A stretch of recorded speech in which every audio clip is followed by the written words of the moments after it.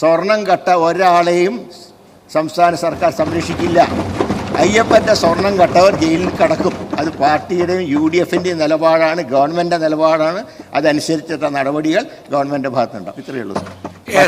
മറ്റൊരു കാര്യമുള്ള സാർ, ദേവസ്വത്തിനെ കുറിച്ച് Shri BB ഗോപകുമാറും Shri V മുരളീധരനും പറഞ്ഞു CBI അന്വേഷണം എന്തുകൊണ്ട് നടക്കുന്നില്ല സ്വർണ്ണക്കൊള്ള. സാർ, അങ്ങേക്ക് അറിയാം, SITയെ നിയമിച്ചത് ഹൈക്കോടതിയാണ്.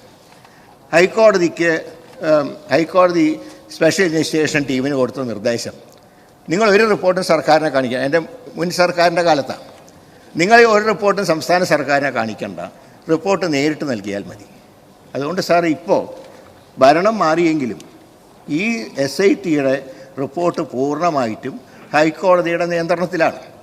ആ റിപ്പോർട്ട് ചാർജ് ഷീറ്റ് കൊടുക്കുമല്ലോ, ചാർജ് ഷീറ്റ് കൊടുക്കുമ്പോൾ ആ പറഞ്ഞിട്ടുള്ള ചാർജ് ഷീറ്റിൽ പ്രതികളെ രക്ഷിക്കുന്ന എന്തെങ്കിലും കാര്യങ്ങളുണ്ടെങ്കിൽ അപ്പോൾ നമുക്ക് അതിന് ശേഷം മാത്രമേ തുടരന്വേഷണം നടത്താൻ കഴിയൂ. അത് അന്വേഷണം നടത്തും. ഒരു കാര്യം വ്യക്തമാണ് സാർ, സ്വർണം കട്ട ഒരാളെയും സംസ്ഥാന സർക്കാർ സംരക്ഷിക്കില്ല.